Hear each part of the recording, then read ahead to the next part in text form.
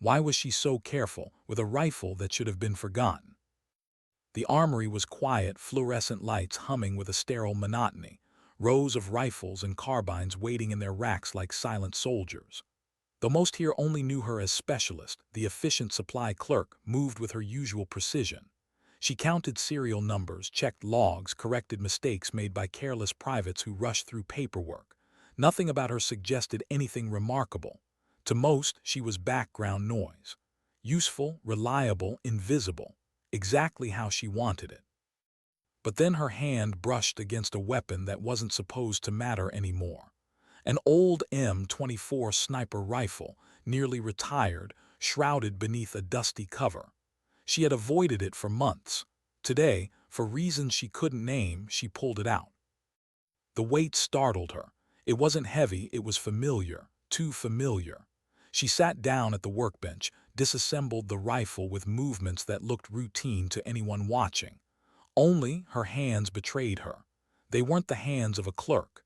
They were the hands of a sniper who had once trusted her life to every flick of a bolt, every ounce of pressure on a trigger. The solvent filled her nose. The smell dragged her back into memories she had locked away for years. Cold mountains, the glint of moonlight on a scope, whispers in an earpiece just before they went silent forever. She pushed those memories down, but someone else in the room had already seen them rise. "That's some mighty fine work, specialist," came a gravelly voice. Her body tensed. She hadn't heard the door. She hadn't heard him approach. But she didn't look up. Instead, she kept cleaning, kept her voice neutral. "Just making sure it's ready for decommission, sir." Colonel Roberts stepped forward, his presence filling the armory in a way no uniform could disguise. The man was old enough to be a relic, yet sharp enough that nothing escaped him. He took the M24 from her, checked it with an ease that said he'd once lived behind the glass of scopes himself. His thumb found something near the stock, something no casual observer would notice. A mark burned faintly into the wood, a stylized eye surrounded by crosshairs, a symbol that shouldn't exist. "Interesting marking," said quietly, too quietly. His eyes flicked to her face, and in that moment the armory felt smaller, the air heavier. "Almost looks like a unit insignia." His pulse quickened. She forced her voice flat. "Probably just field damage. These old rifles have seen a lot." Nodded, but his gaze never wavered. Funny thing about rifles, they remember things just like people do. Then he placed a photograph on the table. A man in a suit sprawled across Capitol steps, blood spreading beneath his head. Secretary of Defense Phillips, shot clean through the temple in front of the world, not by luck, not by chance, by precision, by mastery. His voice cut through the silence. "Ballistics say it was a 1,500-meter shot. You know how many people in this world could make that?" Said nothing. She wanted to laugh, to scoff, to remind him she was nothing more than a clerk. But her hands betrayed her again, just a fraction too still, too controlled. He leaned in.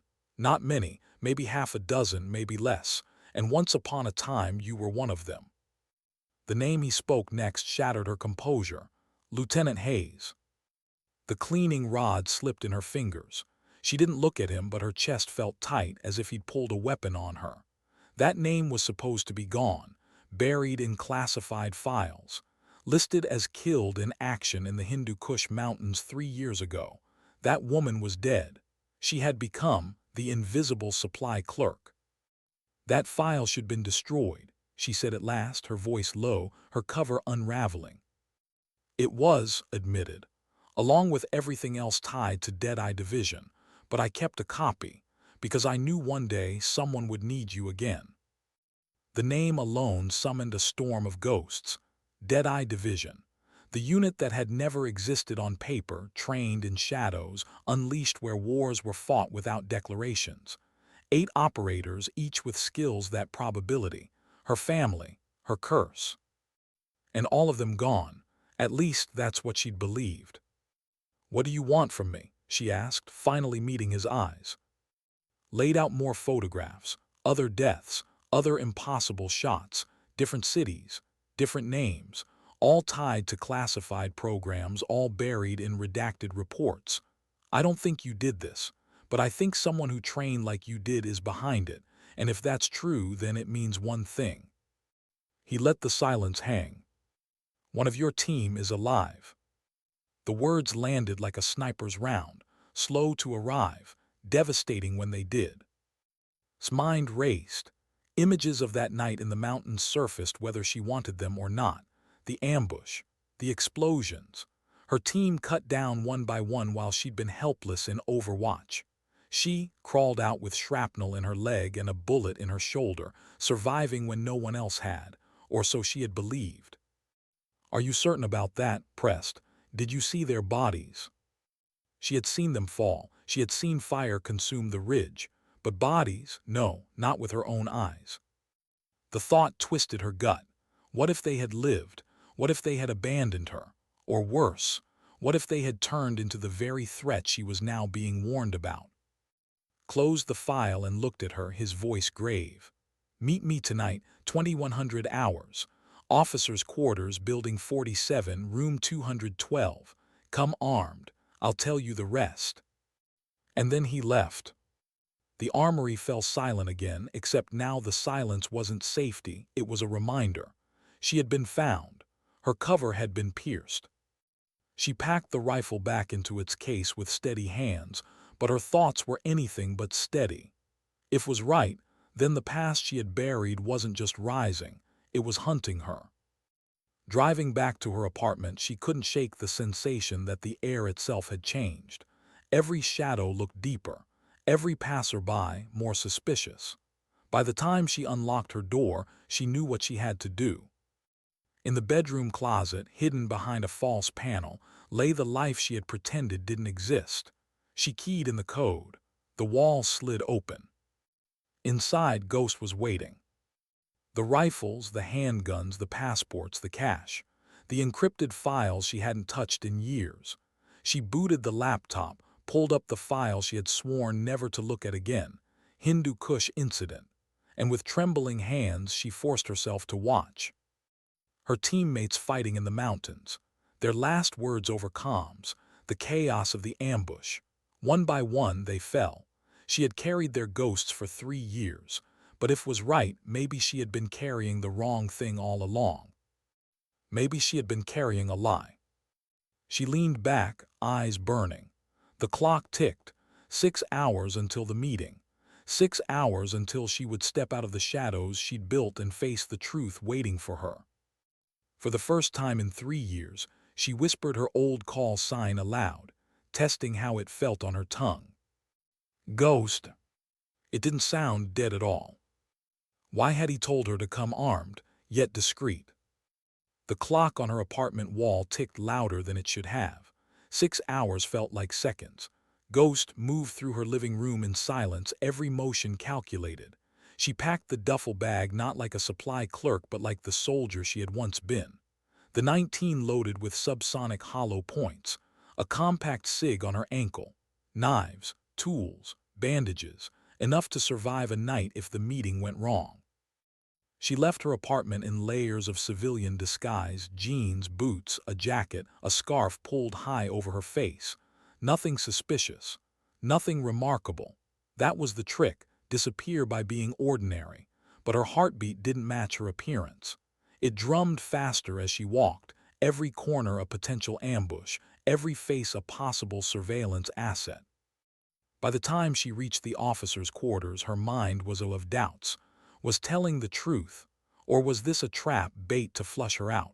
She had spent 3 years living as invisible and unimportant. Tonight, all of that could vanish. Room 212. She knocked 3 times, then twice more. A pattern burned into her bones, dead-eye recognition.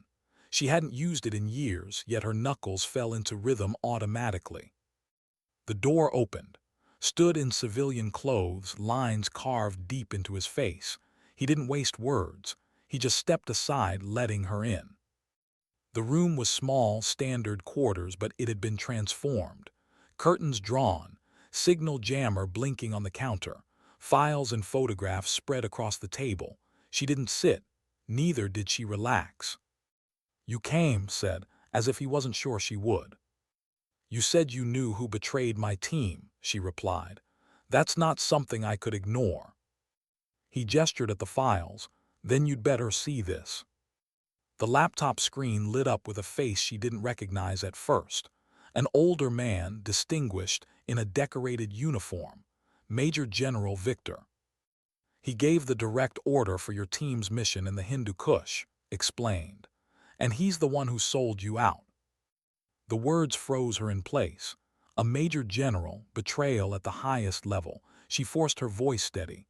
"That's a serious accusation." "I know," said, "which is why I'm showing you proof." He spread out financial records, payments to offshore accounts, perfectly timed with dead-eye operations. Then communication logs showing intelligence leaks before missions. Then the most damning piece, a photograph. Shaking hands with Rahman, the Taliban commander who had been their target. "This was taken 2 weeks before your team deployed," said. Her chest tightened. She remembered the firefight, the ambush that had come from every angle, too precise to be coincidence. And now this photo sat before her like a blade through her memories. "Why?" she whispered. "Money, power, Nemesis," answered grimly. "Whatever is building, he's clearing the board, and your team, your division, was in the way." She tried to focus, but her mind fractured between rage, grief, and disbelief. "You said my teammates." Nodded. "One of them's alive, at least one, possibly more." Her throat went dry. She had mourned them, carried their ghosts, stood at funerals with folded flags in her hands. She had buried her own name along with them. And now she was supposed to believe they'd lived. "I saw them die," she snapped. "Did you?" asked quietly. "Did you see their bodies, or did you see chaos, fire, and distance?" The question struck harder than any bullet, because the truth was, no, she hadn't seen their bodies. She had seen shadows through smoke, heard silence on comms, felt the agony of helplessness as the ridge exploded in fire. But not bodies, never bodies. "If they're alive," she started, then stopped. The thought twisted inside her. "If they're alive, why didn't they come for me?" Didn't answer. Instead, he handed her a flash drive. "Everything I've gathered, assassinations, Nemesis, possible of your teammates, review it, verify what you can, but understand this time is running out, isn't just covering tracks, he's building something dangerous." The weight of the drive in her palm felt heavier than any weapon. "And what if I walk away?" she asked. "Then you'll be next," said simply. "Whoever's eliminating targets, they're hunting anyone tied to Deadeye Division. The only reason you've survived is because they think Hayes is dead. Now I've found you, it's only a matter of time before they do too." Her instincts screamed trap. Her heart whispered truth. She studied his eyes, searching for cracks. Was he manipulating her, or was he trying to save her? Finally, she pocketed the drive. "I'll look at it, that's all I'm promising." "That's all I need for now," said. "But be careful, ghosts don't stay hidden forever." She turned for the door but paused. Her voice was low, deadly calm. "If you're lying to me, Colonel, if this is a setup, I haven't forgotten how to disappear, and I haven't forgotten how to kill." He didn't flinch. I'd expect nothing less from Ghost. She left without another word. The night air bit cold as she crossed the base. Her pulse still thundered, her hand brushing against the drive in her pocket. Proof, or lies, maybe both. Either way, she couldn't go back to being invisible, not after tonight. Her apartment felt smaller when she returned, vulnerable, exposed. She locked every door, checked every window, then sat at her laptop. The flash drive slid into place. The screen filled with files, surveillance photos, intelligence reports, classified documents. Her eyes scanned them fast, heart pounding. Faces, familiar faces, Cooper. And then her spotter, her partner, the man she'd seen fall in those mountains. Alive. The room tilted. Her hands tightened on the desk. Had been more than a teammate. He had been the other half of her scope, the steady breath beside her, the voice that read the wind when her eyes couldn't. And he was alive. Why hadn't he come back for her? She swallowed the question, but it lodged deep. If he was alive, he had chosen silence. That hurt more than the bullet in her shoulder ever had. The hours bled by as she read more. Project Nemesis, training operators the way Deadeye had been trained, but different, more controlled, conditioned, brainwashed. A program to build assassins who didn't hesitate, who didn't question. And the assassinations, they weren't random. They were building towards something. Secretary Phillips hadn't been the first. He wouldn't be the last. The targets all linked to nuclear command structures. Her chest went cold. If was right, wasn't just playing games of power. He was reaching for control of nuclear weapons. Her laptop beeped. A sound too sharp, too wrong, she froze. That wasn't a system sound. That was metal on metal. The door lock. Someone was inside. She drew her silently, moving into position. Her breathing slowed, her body falling into rhythm she thought she'd forgotten. The door clicked. A figure slipped in. Tall, trained, moving like a shadow. He swept the room, professional, efficient. His movements familiar. She stepped out of cover, weapon raised. Stop right there, hands where I can see them. The figure froze. Slowly, he raised his hands. His voice came muffled through the balaclava. Been a long time, Ghost. Her heart stopped. She knew that voice. Take off the mask, she ordered. The man obeyed, pulling the fabric back. The face beneath was one she had seen last in the mountains, through smoke and fire. A face she had mourned. Michael. Her spotter, her partner, alive. Her didn't waver, but her mind shattered into questions. You're supposed to be dead, she whispered. So are you, said softly. Nice cover, almost didn't find you.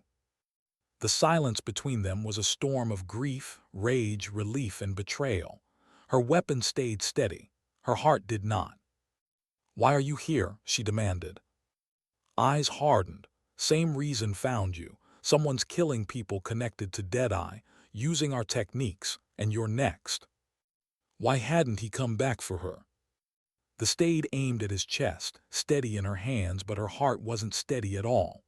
Michael stood just feet away, mask removed, eyes the same piercing calm she remembered. Her spotter, her brother in the scope, alive. Why now? She asked, her voice low, sharp, dangerous.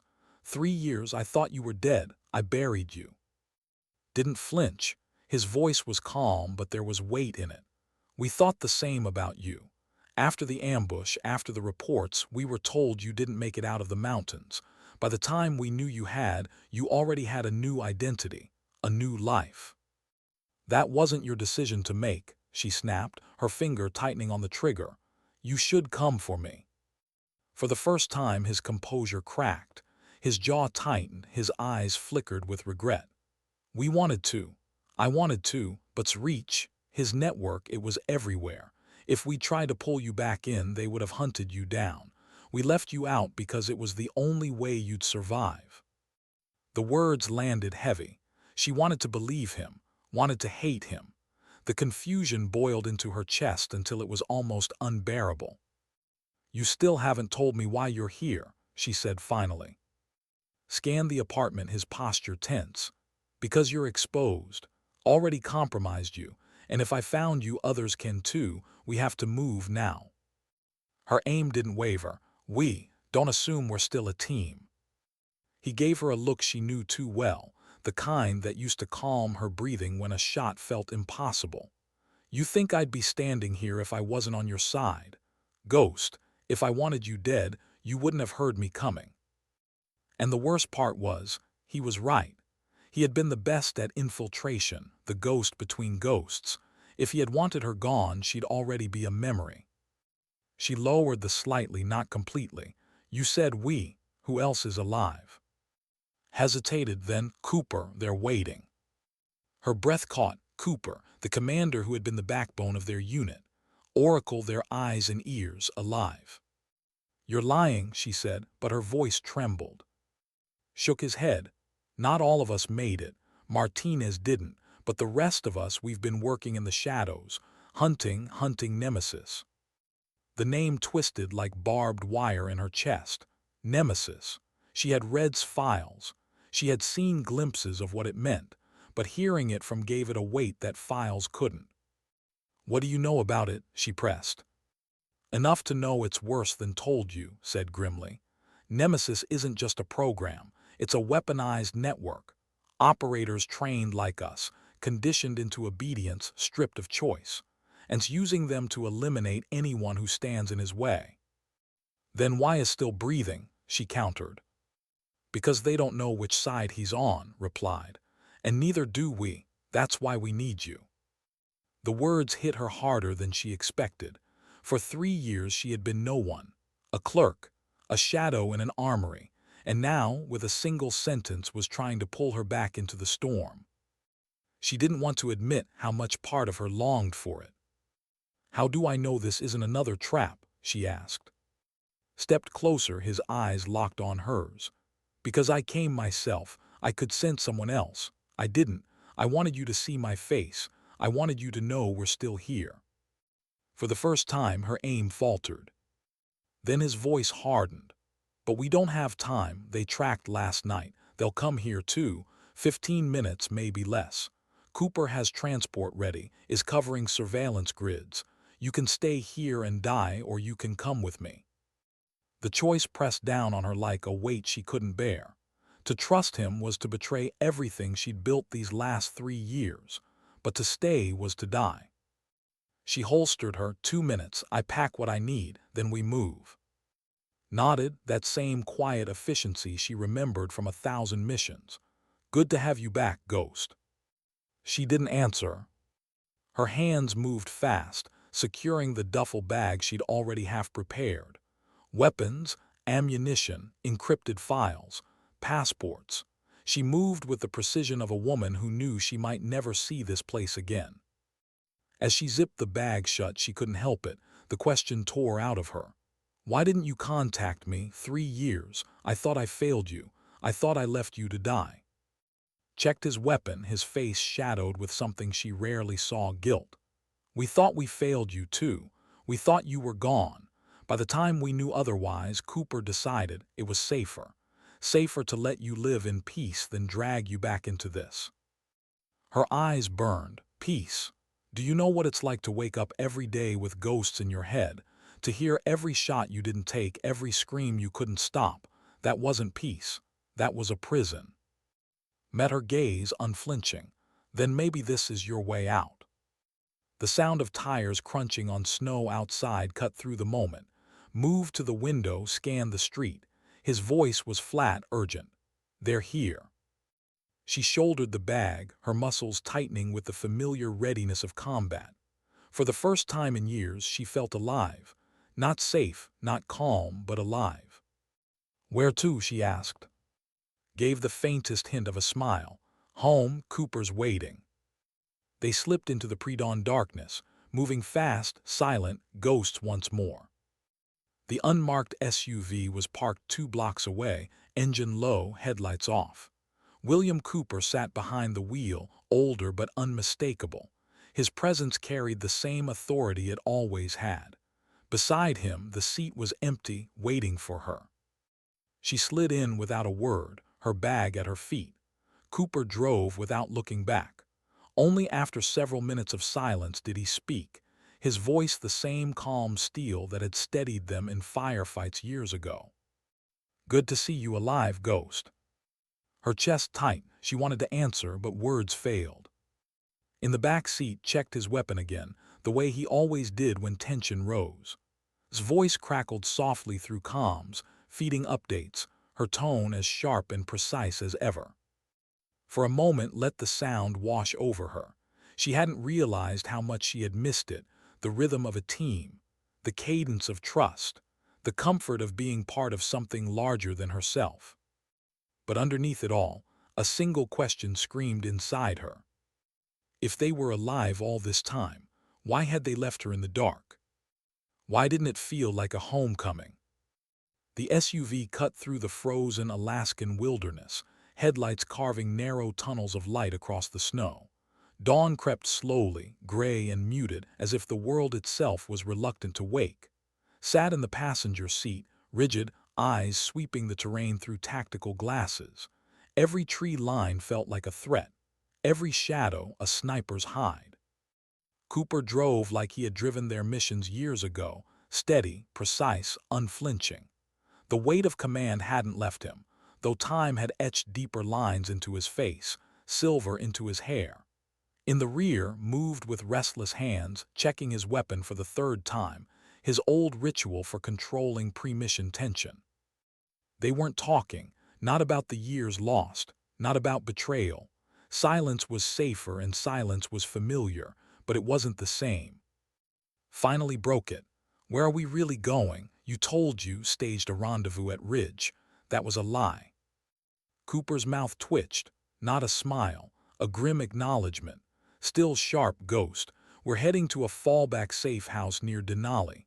18 months ago, we established it in case our other bases were compromised." "And were they?" "Seattle 2 days ago," answered. His voice was clipped. "Professional hit, tactical team. 6 minutes, all files gone, they knew what to take." "Nemesis files," Cooper added. The word made his chest tighten. She had read glimpses from flash drive, but the way Cooper said it gave it more weight, more danger. "What is Nemesis really?" she asked. Neither man answered, not yet. The SUV turned off the main road onto a snow-packed trail, the tires groaning against ice. After 20 more minutes of weaving through forest and creek beds, they emerged at the base of a ridge. Half buried in snow, camouflaged under brush and natural rock, stood a cabin that didn't look like much, because it wasn't meant to. To a satellite, it was forest. To a stranger, it was forgotten. To them, it was sanctuary. "Home sweet home," muttered. The three of them moved quickly, weapons at the ready. Old instincts returned as naturally as breathing, staggered spacing, overlapping fields of fire, constant checks of. Hadn't realized how much her body still remembered. The door opened before they reached it. A figure stepped out, small, precise, sharp-eyed. Oracle. Froze. For 3 years she had seen this woman only in memory, bleeding in the mountains, her comms falling silent. Now she was here, alive, her black hair cut shorter, her eyes still carrying that uncanny intelligence that had once seen patterns no one else could. "You found her," said softly, her gaze locking with. There was no hug, no tears, only a measured moment of recognition between soldiers who had been through too much to waste time on sentiment. "Welcome back, Ghost." It should have felt like relief. Instead, it felt like pressure, a weight pressing back into a world she wasn't sure she wanted to re-enter. Inside, the safe house was functional, not comfortable. Communications room, maps pinned to walls, files stacked in neat arrays, rifles lined like instruments waiting for their musicians. The heart of a team still fighting a war the world didn't know existed. Cooper snapped back into commander mode. Perimeter secure, standard protocol, brief her. And just like that, it was as if no time had passed. They moved into rhythm, falling back into roles carved years ago. Didn't resist. She followed into the comms room, her eyes catching the wall-sized chart filled with photos, names, arrows, connections. At the center, one face loomed larger than all the others. Victor. Nemesis began without hesitation. Officially, it's a specialized sniper training program. Counterterrorism, precision elimination. But in reality, it's private assassination machine. He's replicated everything from Deadeye Division, our techniques, our protocols, our gear, but with one critical difference. She tapped the screen. Surveillance photos appeared, trainees moving through obstacle courses, firing ranges, kill houses. Their movements were sharp, almost too sharp, efficient, robotic. They're conditioned, continued. Not just trained, conditioned. Experimental psychological protocols combined with neurochemical reinforcement. They don't question orders, they don't hesitate, they don't stop. "Brainwashing," said flatly. "Worse," corrected. These aren't just soldiers, they're tools, perfectly obedient, perfectly lethal, and controls them. His jaw tightened. What does he want? Pulled up another chart. Names, dates, red X's across faces, government officials, military officers, all dead in the last 18 months, all assassinated in ways that looked like accidents or looked impossible. They were all investigating irregularities in nuclear command protocols, explained. Phillips wasn't the first. He was the third member of the Nuclear Command Authority eliminated in the last year. The room seemed to contract. Stomach turned cold. You're saying is what? Positioning himself for nuclear control. That's exactly what we're saying, Cooper answered from the doorway. His voice was calm, but the weight in it was undeniable. Nemesis isn't just an experiment. It's a coup. If succeeds, he'll control the most powerful weapons on Earth, with operators conditioned to kill anyone who gets in the way. Stared at the faces on the board, Phillips, Mercer, one after another silenced. The implication staggered her. This wasn't just about her team. This wasn't just about betrayal. This was about the survival of nations. Spoke from behind her. That's why we need you. You're the only one doesn't know is alive, the ghost he won't see coming. Her throat tightened. She wanted to say yes, wanted to feel purpose again. But another part of her screamed. They had left her. For 3 years she had lived in the dark, mourning them, carrying guilt that wasn't hers alone. And now they expected her to fall back in line. Instead of answering, she looked at Cooper. And where does he fit in? The commander's jaw hardened. Complicated. He was mentor once. For years we thought he was complicit, but he's been digging into Nemesis too, feeding us intel. Or feeding intel about you, countered. For the first time, Cooper's eyes softened with respect. That's exactly the suspicion, which is why we keep him at arm's length. Nodded. He's useful, but not trusted. The old Deadeye rules hung heavy in the room. Compartmentalize, doubt everything, trust no one fully. And yet felt the irony burn inside her, because she didn't trust them either. The rest of the day blurred into preparations. Perimeter sensors, counter-surveillance, tactical rehearsals, drilled her on her new cover identity, development director for Axiom Defense Systems, an elegant lie woven from half-truths, MIT degree, weapons integration, a clean background, enough to withstand scrutiny. Cooper drilled her on weapons. Her pistol groupings were tight by normal standards, but he dismissed them with blunt critique. Not Deadeye standard, you'll put in the work. Then he handed her a sniper rifle. Custom M24, advanced optics, match-grade barrel, 1,000 yards. I want sub-MOA groups by tomorrow. The weight of it settled into her hands, familiar, terrifying. She lay prone in the snow, breath clouding the air, and for the first time in 3 years she slipped behind the glass. The target appeared, distant, clear. Her body remembered what her mind tried to forget: breathe, hold, squeeze. The rifle barked, suppressed but undeniable. A second later the target on the ridge cracked with impact, not perfect, but close. Again. And again. 50 rounds before dusk, each one pulling her deeper back into ghost. By the time the sun sank, she sat cleaning the rifle with steady hands. The weapon gleamed, and for the first time since the ambush, so did her focus. But when Cooper approached her, his voice low, his eyes shadowed, she knew something darker was coming. "There are things you didn't see in Hindu Kush," he said quietly. "Things I haven't told or didn't just ambush us. He tested us. Nemesis operators against Deadeye. We were the proof of concept." The words hit like shrapnel. "You mean?" "We weren't betrayed for strategy," Cooper said. His voice was flat, but his eyes carried the storm. "We were sacrificed for validation, needed to prove Nemesis could kill the best, and he used us as the test subjects." His chest constricted. Rage flared, sharper than it had in years. All those nights in silence, all the grief, all the guilt, it hadn't been chance. It had been design. Cooper leaned closer, his tone even lower. I don't trust, and I don't know if I can even trust everyone in this room, but I know this is moving faster than we expected. He's closing in on nuclear command, and unless we stop him, millions will pay the price. Stared into his eyes. There was no lie there, no politics, only a commander who had once asked her the question that had changed her life. How would you like to make a real difference in this war? Her answer now was the same as then.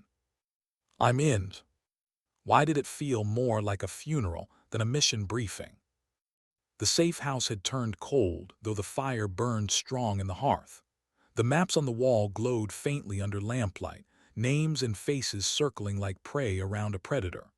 Cooper stood at the head of the table, posture tight, eyes fixed on the plan sprawled before him. Tapped at her laptop, data cascading across the screens. Leaned against the far wall, silent, arms folded, his eyes never leaving. She sat opposite Cooper, the file open before her, photographs spread across the wood. Men in suits, women in gowns, champagne flutes. A glittering gala in Washington, D.C. We'll be there, Cooper said. We don't get many chances like this. His network's expanding, his reach growing every week. If we wait, we may lose our only window. His voice cut in, sharp, certain. It's not just him. Half the senior brass of Stratcom will be in that room. Civilian contractors, defense executives, nuclear command liaisons. If's moving, it'll be here. Quiet conversations behind louder music. Too much risk, said flatly. She flipped through the photographs, studying faces. Too many civilians, too many cameras, if we're compromised. We won't be, Cooper interrupted. His voice carried the iron weight it always had in command. We'll be ghosts. Blend in, gather intel, get out. His eyes narrowed, and if it's a trap? For a moment silence settled like snow, broke it. Then we do what we've always done, adapt. But his eyes told her he didn't believe it either. Spun the screen toward her. Your cover is airtight. Axiom Defense Systems, Director of Development. MIT credentials, clean background, layers of legitimate records. Nobody will question it. You'll be there to present new modular sighting systems to Stratcom advisors. A perfect excuse to mingle. Forced her breathing steady. It was one thing to shoulder a rifle in the snow, another to walk into the lion's den dressed in silk and heels. And she asked. The name thickened the air. Cooper didn't answer right away. Finally, he'll be there too, official capacity. He's on's invitation list, which makes him either our best cover or our biggest liability. Her chest tightened. The man who had pulled her from hiding, who had claimed to still be loyal to her cause. Could she trust him? Could any of them? The rest of the night blurred into rehearsals, drilled her on dossiers, names, faces, patterns of behavior. She memorized mannerisms, alliances, rivalries. Every detail mattered. Every slip could expose them. When dawn came, they moved. The private jet was unmarked, civilian, but its interior carried the unmistakable efficiency of a Deadeye op. Weapons tucked into disguised compartments, microtransmitters embedded in jewelry, a dress tailored to conceal more than it revealed, thin Kevlar lining, holsters hidden beneath folds. Studied her reflection in the small mirror as they neared D.C. The woman staring back looked nothing like Ghost. Elegant, composed, untouchable. And yet behind the eyes she could still see the sniper watching through glass, waiting for wind to steady. The gala was held at the Grand Meridian, a ballroom of crystal chandeliers and marble floors, where power dressed itself in silk and arrogance. Security swarmed, visible and invisible. Men with earpieces, women scanning faces with polite but watchful eyes. The team split the moment they entered. Cooper blended with military brass, slipped into the technical staff, vanished into shadows. Alone walked the floor, champagne in hand, her smile practiced, her posture perfect. The music swelled, the laughter rose, yet beneath it all tension coiled like a tripwire. She spotted first. He stood near the center of the room, speaking to a cluster of officials. He wore the uniform of a man who belonged, but his eyes searched the crowd like a predator waiting for movement. When they met hers, just for a second, something flickered. Recognition, warning, maybe both. Her earpiece buzzed, voice. Target sighted, East Wing balcony, 2 o'clock from your position. Moved slowly, deliberately, weaving through conversations. She caught glimpses, older now but powerful still. His smile was charm painted over menace. His laugh was polished steel. He shook hands, whispered deals, leaned close to senators with promises too soft for anyone else to hear. And then he froze, because his eyes had landed on her. Felt it like a blade across her skin. He studied her with the faintest smile, as if she were a puzzle he had already begun to solve. Her stomach tightened. He shouldn't recognize her. Her cover was perfect. But his gaze lingered too long, too sharp. "Oracle," she whispered into her mic. "He's looking at me too long." "I see it," replied. Her voice was calm but could hear the tension under it. "Stay in character, don't break, smile." So she smiled. She raised her glass faintly, as if acknowledging a stranger across the room. Smile deepened, then he turned back to his conversation. But her heart hadn't slowed. Minutes crawled, conversations flowed. She listened, observed, gathered fragments of intel, mentions of contracts shifting, language that hinted at new chains of command, a senator's joke that fell too flat to be harmless. Soon, we'll answer to fewer voices in the room. Then's voice again. "Something's wrong, I'm seeing duplicate signals, jammers, people are running counter-surveillance. They're not just hosting, they're hunting." The air thickened. Pulse quickened. Across the room she caught eyes again. This time he moved his glass in a subtle motion. "Down, now, leave." Her instinct screamed trap. But Cooper's voice cut across comms. "Negative, hold position, we need proof. Ghost, get closer to, extract anything you can." His jaw clenched. Proof, always proof, but at what cost? She adjusted her path, closing the gap. Stood near a marble column, 2 aides at his side. She approached with a smile so carefully measured it hurt. "General," she said smoothly, offering her hand. "Axiom Defense Systems." He took it. His grip was strong, deliberate, lingering a fraction too long. His eyes never left hers. "Axiom," he said warmly. "I've heard of your work, innovative sighting systems, impressive." His tone was cordial, but underneath something else, amusement, as if he knew a secret. She forced a laugh. "We like to think so. Perhaps I can brief your staff sometime." "I'd like that," he said softly. Then, leaning closer, his breath warm near her ear. "Or perhaps you could brief me yourself, Ghost." Her blood froze. She didn't flinch, didn't let her smile break, but inside panic thundered. He knew exactly who she was. Her comms buzzed, voice tight, urgent, "Ghost, abort now." But she couldn't move. Still held her hand, his smile still painted, his eyes gleaming with the certainty of a man who had just cornered his prey. Then suddenly, he released her, turning back to his aides as though nothing had happened. "You'll excuse me," he said lightly. "Enjoy the evening, Ms." She stepped back, her chest tight, her hand trembling slightly as she lowered her glass. In her ear, Cooper's voice cut like a blade. "He knows, we're blown, extraction now." The gala erupted in applause as a string quartet struck up a louder tune. But beneath the music, could hear it, the shift in footsteps, the subtle repositioning of guards, the net drawing tight. She moved fast, weaving through the crowd, her smile never faltering, her hand brushing the weapon hidden beneath silk. Emerged near the west exit, eyes locked on hers. His voice guided them through the chaos, corridors and blind spots like lines on a chessboard. They slipped out into the cold night, hearts hammering, the sound of distant sirens already rising. And as they vanished into the dark streets of D.C., knew one truth with a clarity sharper than any rifle scope. The hunt had just begun. Why had let her walk away? The SUV tore down a service road outside D.C., headlights dark, guiding from the back seat with one eye on her laptop. Drove like a man who knew death was just a few turns behind. Sat in the passenger seat, her fingers white-knuckled around the hidden in her lap. She couldn't shake the feeling, had known her name, her real name. He had whispered it like a secret only they shared. And yet, instead of exposing her, instead of sounding the alarm, he'd let her leave. "Talk to me," Cooper's voice broke through the comms. He was in the lead vehicle, a separate SUV running parallel down back roads. "Status." "Shaken but clear," replied.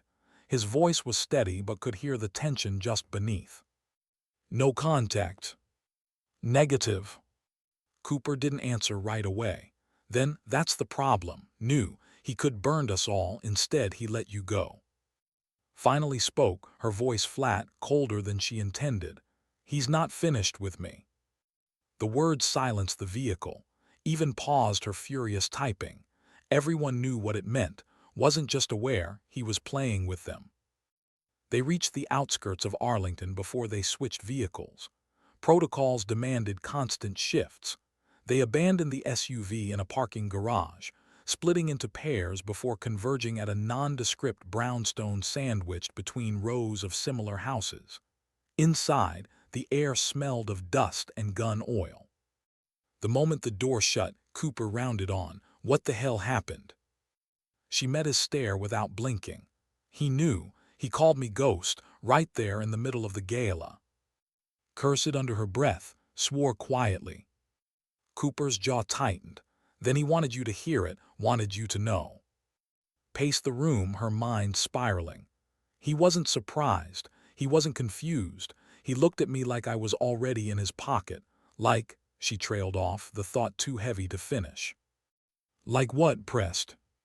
Her voice cracked slightly as she admitted it. "Like he owns me."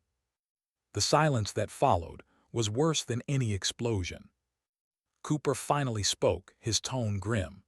"Then we move faster. He knows who you are, which means your cover's blown. The longer we wait, the more dangerous this gets." But wasn't listening fully.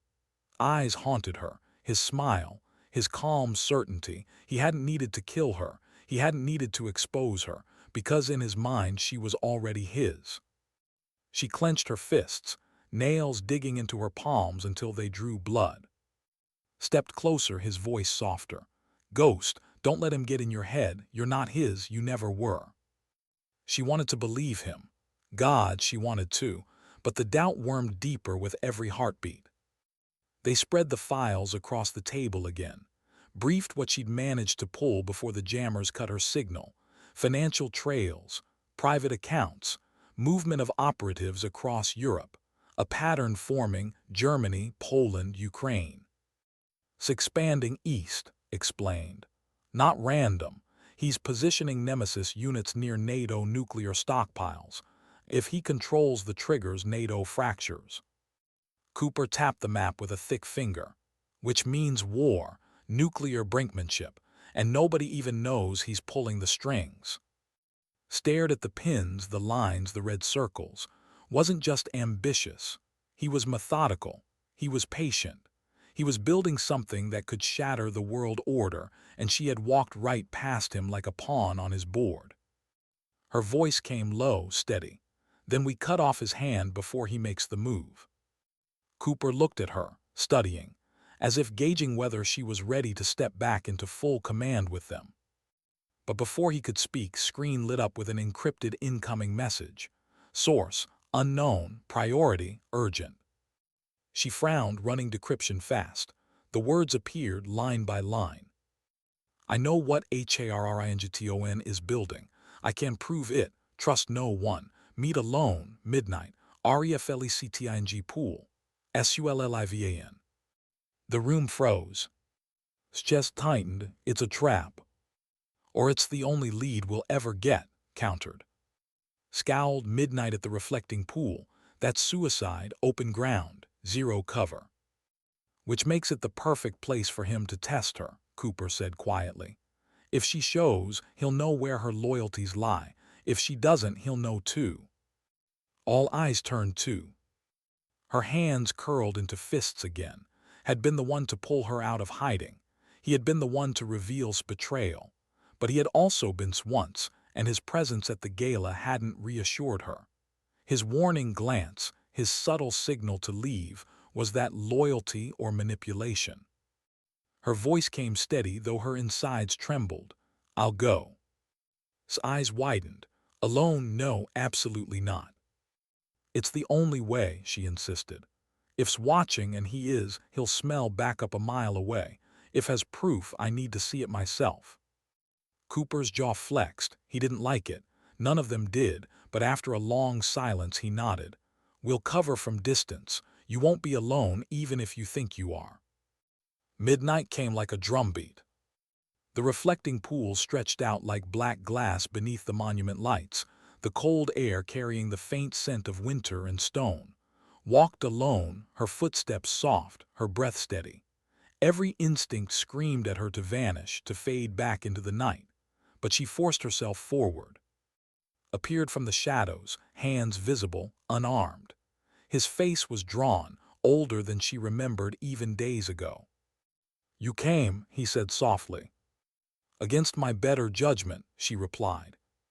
He studied her a moment, then reached into his coat slowly, deliberately.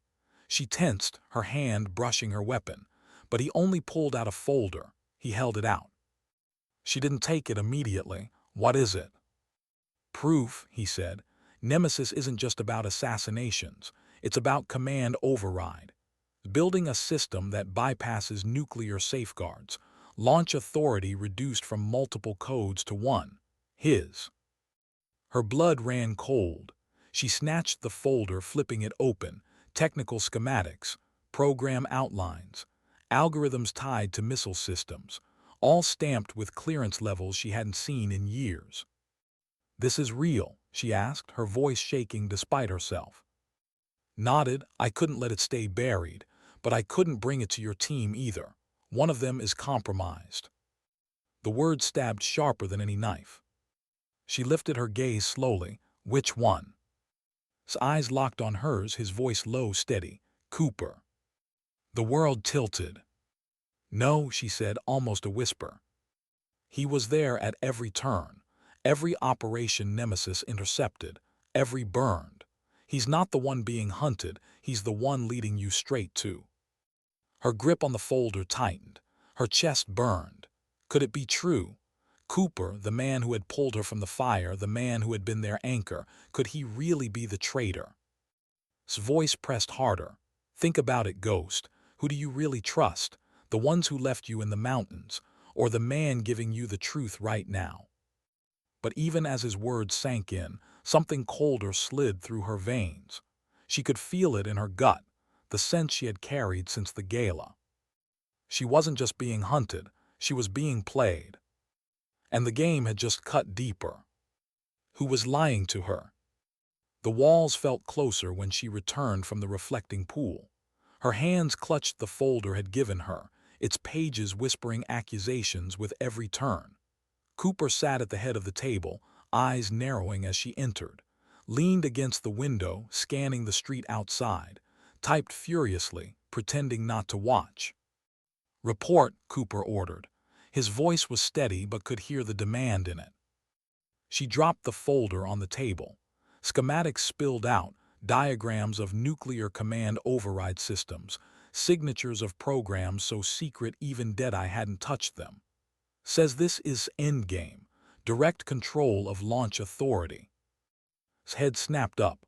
"That's impossible, too many safeguards, too many redundancies." "Not if you've built Nemesis to override them," countered. "Not if has conditioned operators wired into every." Silence stretched. The weight of the documents pressed against all of them. Then Cooper spoke, slower, quieter. "And what else did tell you?" His throat tightened. She didn't want to say it, didn't want to believe it, but the words forced themselves out. "He said one of you is compromised, feeding everything, and he named you." The room fractured, stiffened instantly, his hand twitching near his sidearm. His fingers froze on the keyboard. Cooper's jaw hardened, his eyes flashing with fury, not surprise. "That bastard," he growled. "You think I'm the traitor after everything?" Steadied her breathing, her voice cutting sharp. "Then prove you're not." Cooper leaned forward, eyes burning into hers. "I've bled for this team. I've buried brothers and sisters because sold us out. And now you, after hiding in the dark for years, you walk back in here and question my loyalty." Her hand hovered near her pistol. "You think I wanted to hide? You think I wanted to bury all of you?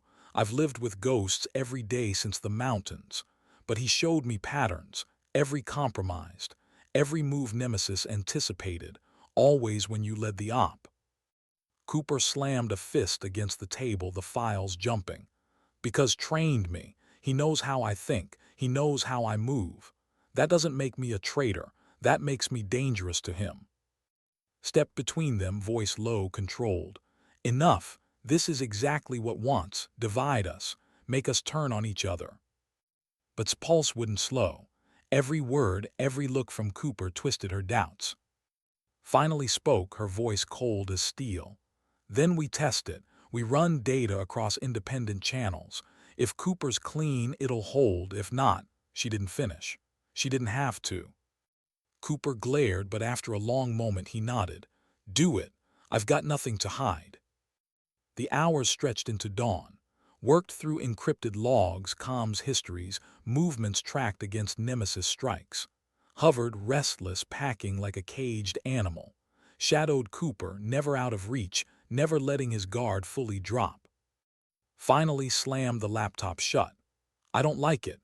The data's clean. Too clean. No leaks, no irregularities. Which means one of two things: Cooper's not the mole, or he's better at covering his tracks than I am at finding them." The words hung like smoke. No relief, no verdict, just doubt. Pulled the folder close again, staring at the schematics had given her. Override systems. Single-point launch control. If succeeded, he wouldn't just control Nemesis. He'd hold the keys to Armageddon. She whispered to herself, but the room still heard it. "Why let me walk out of that gala alive?" Answered first, "Because he wants you scared." Shook her head. "No, because he wants her on his side." Cooper's eyes narrowed. "He thinks you can be turned." His chest tightened. She remembered smile, the way his voice had wrapped around her like a noose. "Or perhaps you could brief me yourself, Ghost." A shiver ran through her. Before she could speak, laptop chimed again. An alert. A breach. Cameras outside the blinked to static. "Swore they found us."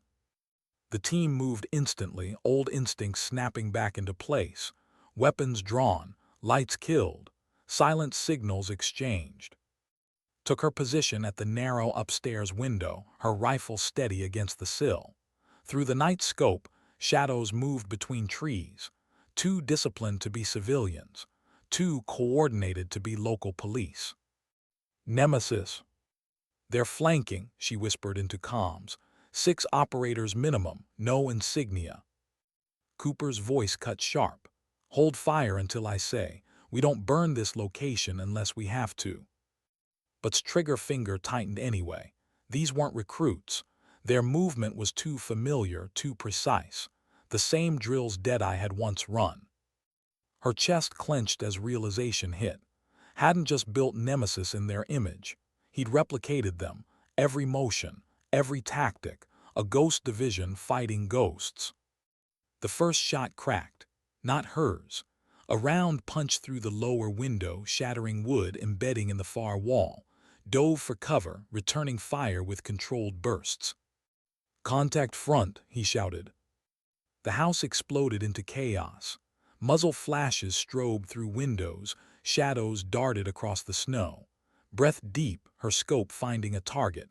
One of the operators broke cover just a second too long. She fired. The figure dropped, motionless. But even as she chambered another round, her stomach twisted. The way he moved, the way he fell, it was exactly like one of her old teammates in training. Too exact. "Something's wrong," she whispered. "These aren't just soldiers, they move like us." Ducked behind cover, firing again. "They've studied Deadeye protocols." "No," said her voice trembling despite herself.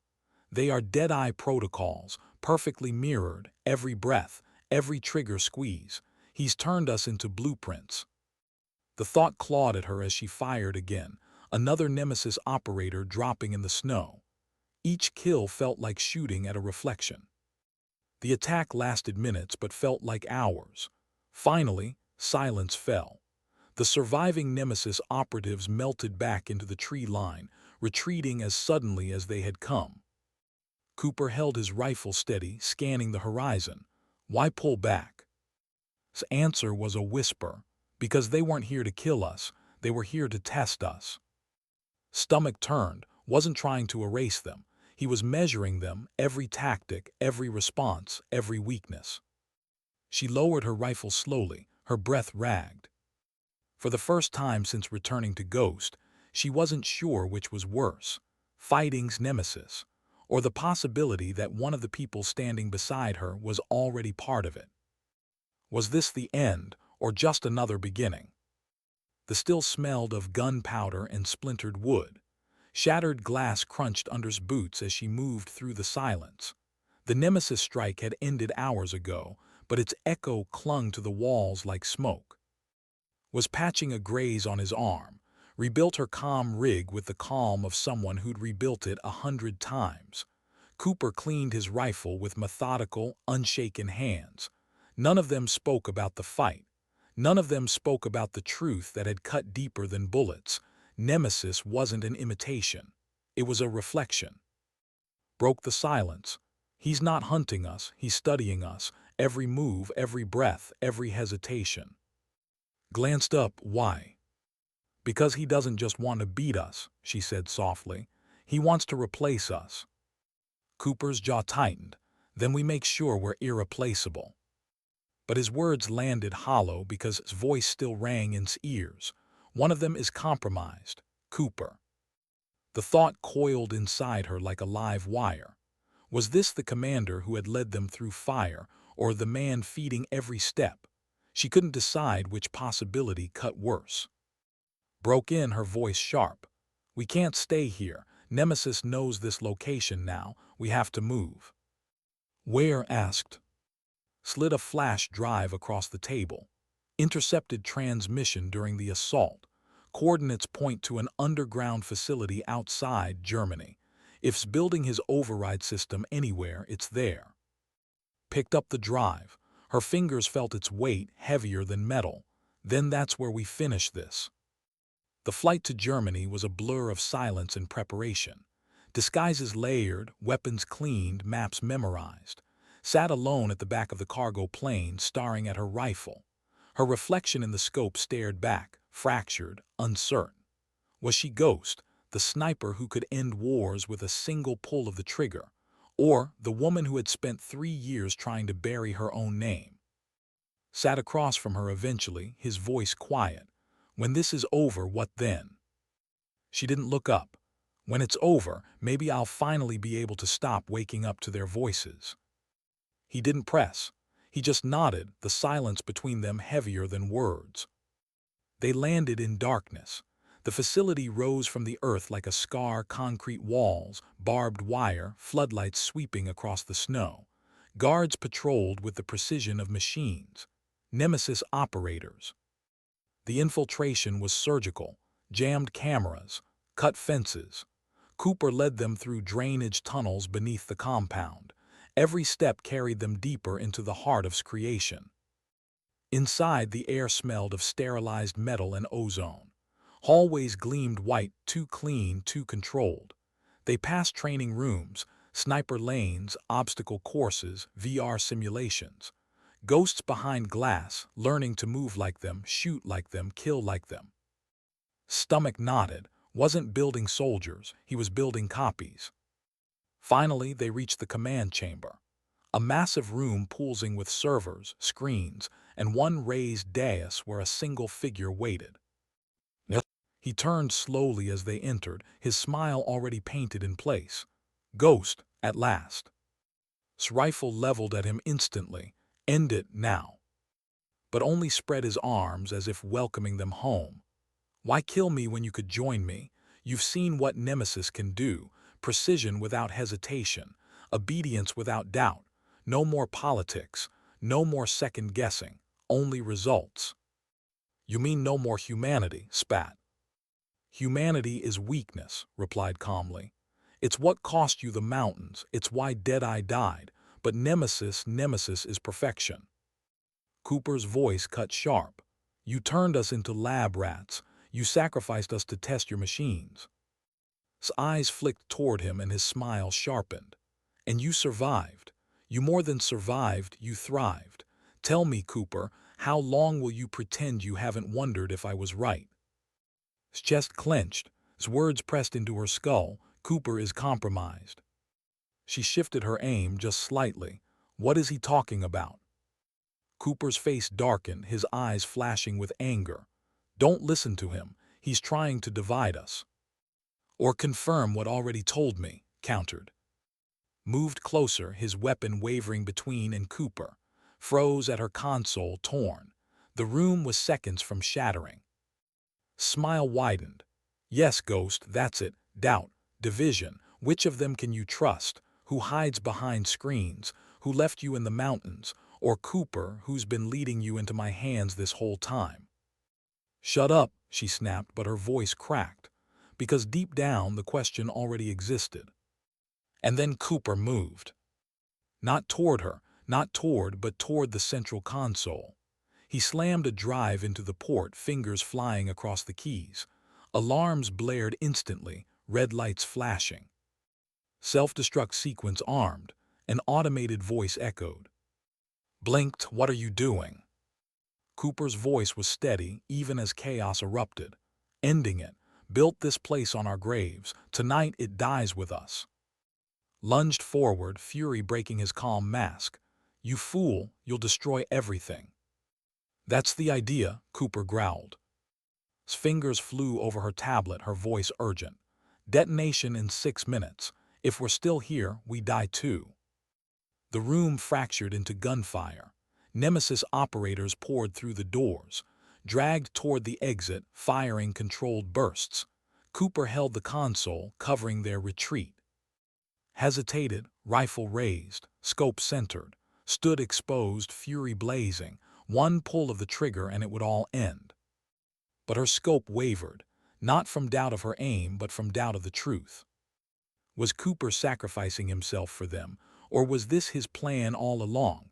Was the monster, or just the shadow of something darker? Her finger tightened.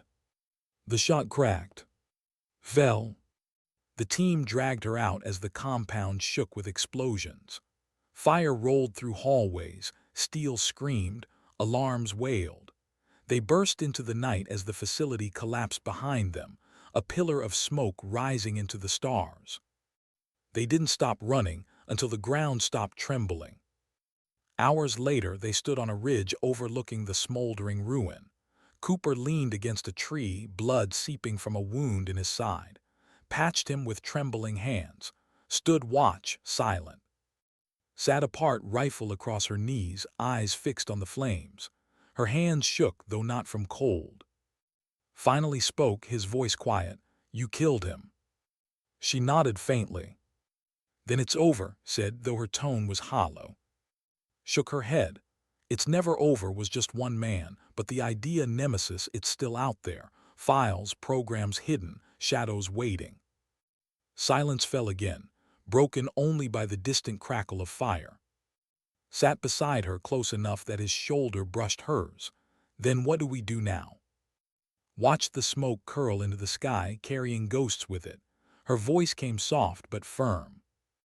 We do what we've always done. We carry the weight. We fight in the shadows. And when the world never knows our names, we let it. Because sometimes dignity doesn't speak. It simply acts. The wind carried her words away. The fire burned lower. And as dawn crept over the ridge, Ghost closed her eyes, not at peace, not free, but alive. Alive and unbroken.